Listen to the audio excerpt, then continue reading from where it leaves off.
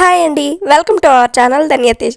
ఈరోజు వీడియోలో మనం ఇంట్లో ఉన్న వాటితోనే ఉప్మా టేస్టీగా హెల్తీగా తయారు చేసుకుందాం.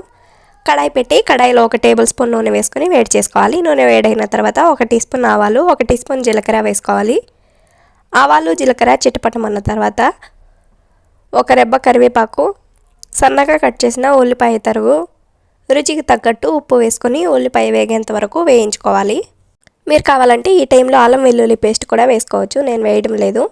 సన్నగా కట్ చేసిన క్యారెట్ ముక్కలు, స్వీట్ కార్న్ గింజలు, సన్నగా కట్ చేసిన టమాటా ముక్కలు వేసుకొని కొద్దిగా పసుపు వేసి టమాటా మెత్తబడేంత వరకు ఉడికించుకోవాలి. టమాటా మగ్గిన తర్వాత 1 కప్పు సూజీ రవ్వను వేసుకొని మనం ముందుగా వేసిన వెజిటబుల్స్లో వేగే విధంగా బాగా వేయించుకోవాలి. ఫ్లేమ్ను మీడియం టు హై ఫ్లేమ్లో అడ్జస్ట్ చేసుకుంటూ మాడిపోకుండా వేయించుకోవాలి. ఏ కప్పుతో అయితే రవ్వను వేసుకున్నామో అదే కప్పుతో 2 కప్పులు బాగా మరిగించిన నీళ్ళను వేసుకోవాలి. ఫ్లేమ్ను మీడియం టు హై ఫ్లేమ్లో అడ్జస్ట్ చేసుకుంటూ గరిటతో కలుపుతూ ఉడికించుకుంటే సూజీ రవ్వ ఉప్మా హెల్తీగా టేస్టీగా రెడీ అయిపోయిందండి. మీరు కూడా ఇదే విధంగా ఒకసారి ట్రై చేసి ఉప్మా రెసిపీ మీకు ఎలా వచ్చిందో కామెంట్ చేసేయండి. మీకు ఈ వీడియో నచ్చినట్లయితే ఒక లైక్ చేసి సబ్స్క్రైబ్ చేసేయండి. Thank you for watching.